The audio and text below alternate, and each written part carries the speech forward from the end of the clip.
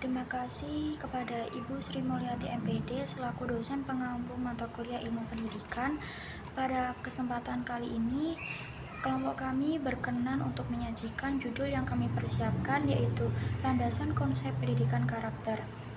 Kami dari Universitas Veteran Bangun Nusantara, Fakultas Keguruan dan Ilmu Pendidikan, Program Studi Pendidikan Guru Sekolah Dasar dari kelas 1D. Sebelumnya, izinkan kami memperkenalkan diri. Saya Talita Amelia Yuarkonita dan rekan saya. Nama saya Nadia Ibu Masari. Koden Gajah Prastiwi. Nadia Pratiwi. Saya Retna Gitasari. Pertama yaitu latar belakang. Pendidikan karakter saat ini sangat penting untuk generasi muda, karena generasi muda akan menjadi tolak ukur keberhasilan pembangunan bangsa. Sebagai penerus bangsa, diharapkan generasi muda dapat memberikan teladan yang baik, sikap maupun tingkah lakunya. Generasi muda bukan hanya harus pintar secara intelektual saja, namun juga harus pintar dan cerdas secara moralnya.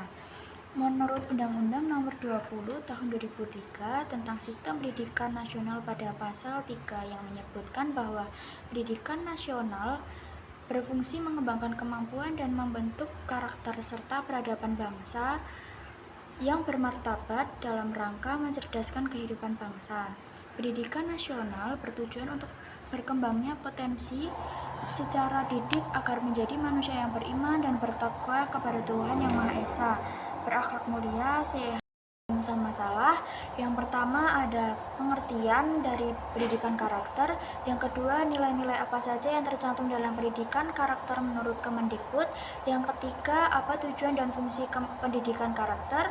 Yang keempat, apa saja implementasi pendidikan di Indonesia.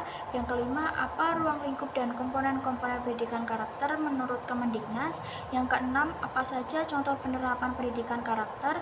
Yang ketujuh, tantangan dan peluang apa saja pendidikan karakter di era digital. Oke, yang selanjutnya ada tujuan pembahasan. Yang pertama, menjelaskan pengertian dari pendidikan karakter. Yang kedua, menginformasikan nilai-nilai yang tercantum dalam pendidikan karakter menurut Kemendikbud. Yang ketiga, menginformasikan tujuan dan manfaat pendidikan karakter. Yang keempat, menginformasikan implementasi pendidikan di Indonesia. Yang kelima, menjelaskan ruang lingkup dan komponen-komponen pendidikan karakter menurut Kemendiknas. Yang keenam, menginformasikan contoh-contoh pendidikan karakter. Oke, yang selanjutnya ada peta konsep, yaitu yang pertama bab 1 pendahuluan, yang kedua rumusan masalah, dan yang ketiga manfaat. Adapun bab 2 yaitu pembahasan. Yang pertama, pengertian pendidikan karakter, terus yang kedua nilai-nilai pendidikan menurut Kemendikbud, yang ketiga tujuan dan manfaat pendidikan karakter, yang keempat implementasi pendidikan karakter di Indonesia, yang kelima ruang lingkup dan komponen pendidikan karakter menurut Kemendikbud, yang keenam contoh pendidikan karakter, yang ketujuh tantangan dan peluang pendidikan karakter di era digital, yang kedelapan membangun kolaborasi antara sekolah, orang tua, dan masyarakat. Dan yang terakhir ada bab 3 yaitu penutup, ada kesimpulan dan saran. Materi selanjutnya akan disampaikan oleh rekan saya. Yang pertama, pengertian pendidikan karakter. Pendidikan karakter adalah proses pembelajaran yang bertujuan untuk membentuk dan mengembangkan nilai, moral, etika, dan kepribadian positif pada individu. Pendidikan ini bertujuan untuk menciptakan individu yang integritas. Selanjutnya ada pengertian pendidikan menurut para ahli. Yang pertama, Samani dan Haryanto 2013, pendidikan karakter adalah proses pemberian tuntunan kepada. Yang kedua ada Gunawan 2017, pendidikan karakter adalah proses pembelajaran yang menanamkan nilai dasar moral melalui pengalaman langsung dalam kehidupan sehari-hari. Yang ketiga ada Muhaimin AZ 2014, pendidikan karakter merupakan suatu sistem dalam menanamkan nilai karakter yang baik kepada seluruh warga sekolah sehingga memiliki pengetahuan tindakan yang sesuai dengan nilai kebaikan. Yang keempat ada Hidayatullah 2018, pendidikan karakter adalah proses pemberian nilai secara berkesinambungan untuk membentuk sikap dan perilaku dengan nilai dan norma yang berlaku di masyarakat. Yang kelima, ada Adi Susilo 2014. Pendidikan karakter sering disamakan dengan pendidikan budi pekerti, yaitu sebagai proses pembelajaran di sekolah yang Materi selanjutnya akan disampaikan oleh rekan saya. Saya akan menyampaikan materi selanjutnya. Nilai-nilai pendidikan karakter menurut Kemendikbud. 1. Religius. Karakter religius menunjukkan kepatuhan dan penghayatan terhadap ajaran agama serta toleransi terhadap pemeluk agama lain. Yang kedua, jujur. Integritas pribadi tercermin dalam karakter jujur, di mana siswa menunjukkan kejujuran dalam bertutur kata dan bertindak. Yang ketiga, toleransi. Karakter toleransi menekankan penghargaan terhadap perbedaan suku, agama, dan budaya.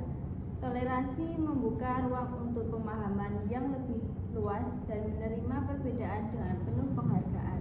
Yang keempat, ada kreatif. Kreativitas adalah kemampuan untuk berpikir dan bertindak secara inovatif serta menghasilkan solusi yang baru dan bermanfaat. Yang kelima, disiplin. Disiplin melibatkan ketaatan terhadap aturan, tanggung jawab, dan ketertiban dalam menjalankan aktivitas sehari-hari.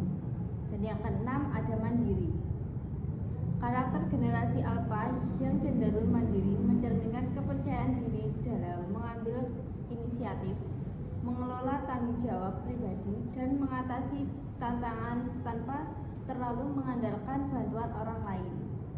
Karakter demokratis tidak hanya mencakup penghargaan terhadap prinsip kesetaraan, tetapi juga memperkuat komitmen siswa terhadap keadilan sosial dan partisipasi dalam pembangunan masyarakat. Yang kedelapan, ada cinta tanah air. Cinta tanah air mencerminkan rasa kepedulian, pengabdian, dan kesetiaan siswa terhadap kekayaan alam, budaya, dan sosial kebudayaan. Selanjutnya, tujuan dan fungsi pendidikan karakter. Berdasarkan panduan pelaksanaan pendidikan karakter tahun 2011, pendidikan karakter bertujuan mengembangkan nilai-nilai yang membentuk karakter bangsa, yaitu Pancasila. Yaitu yang pertama, mengembangkan potensi peserta. Sedangkan fungsi pendidikan karakter berdasarkan panduan pelaksanaan pendidikan karakter tahun 2011 yaitu sebagai berikut.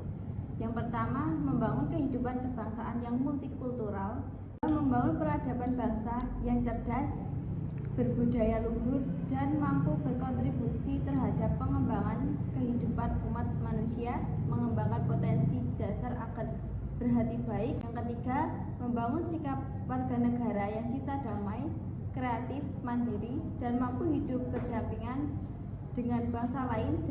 Selanjutnya, berdasarkan kebijakan nasional pembangunan karakter bangsa, pendidik karakter memiliki 3 fungsi, yaitu 1. Fungsi pembentukan dan pengembangan potensi. Pembangunan karakter bangsa berfungsi membentuk dan mengembangkan potensi manusia dan warga negara Indonesia agar berpikir baik dan berperilaku baik sesuai dengan falsafah hidup Pancasila. Yang kedua, fungsi perbaikan dan penguatan. Pengembangan karakter bangsa berfungsi memperbaiki dan memperkuat peran keluarga untuk pendidik dan pemerintah ikut berpartisipasi dan bertanggung jawab dalam mengembangkan potensi warga, negara, dan pembangunan bangsa menuju bangsa yang maju, mandiri, dan sejahtera. Yang ketiga, fungsi penyaring. Pembangunan karakter bangsa berfungsi memilih budaya sendiri dan penyaring budaya bangsa lain yang tidak sesuai dengan nilai-nilai budaya dan karakter bangsa yang bermartabat. Selanjutnya, materi disampaikan oleh teman saya. Materi selanjutnya yaitu implementasi pendidikan karakter Indonesia. Implementasi pendidikan karakter Indonesia mencakup yaitu 1. Integrasi dalam kurikulum sekolah. 2. Proyek penguatan profil pelajar Pancasila atau P3. Yang ketiga, pendekatan kearifan lokal. Yang keempat, penguatan lingkungan sekolah Yang kelima, pusat pendidikan yaitu keluarga, sekolah, dan masyarakat. Dan yang keenam, penggunaan teknologi dalam pendidikan karakter. Dan yang terakhir yaitu pendidikan karakter melalui ekstrakurikuler. Selanjutnya yaitu ruang lingkup dan komponen-komponen pendidikan karakter menurut Kemendiknas. Pendidikan karakter meliputi dua aspek yang dimiliki manusia, yaitu aspek ke dalam dan aspek keluar. Aspek ke dalam atau potensial meliputi aspek kognitif yaitu atau olah pikir, dan aspek afektif olah batin, dan juga aspek psikomotor olahraga. Aspek luar adalah aspek pendidikan dan lingkungan seperti budaya sekolah dan lingkungan dan kegiatan sekolah. Masing-masing aspek memiliki ruang yang berisi nilai-nilai pendidikan karakter. Menurut Kemendiknas, ruang lingkup pendidikan karakter yang digambarkan sebagai berikut. Yang pertama, olah batin, meliputi sikap-sikap beriman dan bertakwa, jujur, amanah, adil, bertanggung jawab, berempati, berani mengambil risiko, dan pantang menyerah. Yang kedua, olah raksa atau karsa, meliputi sikap-sikap ramah, saling menghargai, toleransi, peduli, suka menolong, gotong royong, dan nasionalis. Yang ketiga, olah pikir, meliputi sikap-sikap cerdas, kreatif, inovatif, ingin tahu, berpikir terbuka, produktif, berinovasi, iptek. Itu contoh pendidikan karakter. Yang pertama yaitu menghargai toleransi. Contohnya yaitu sikap toleransi adalah tidak memaksakan pendapat sendiri serta menghargai pemikiran orang lain. Yang kedua, peduli terhadap lingkungan. Contohnya, menjadi seseorang yang peduli terhadap lingkungan seperti tidak membuang sampah sembarangan. Yang ketiga yaitu religius.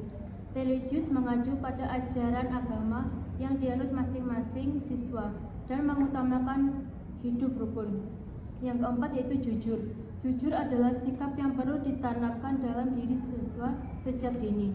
Menjadi pribadi yang jujur akan membuat seseorang dipercaya orang lain. Materi selanjutnya yaitu tentang tantangan dan peluang pendidikan karakter di era digital. Yang pertama yaitu tantangan dalam mengintegrasi pendidikan karakter. 1.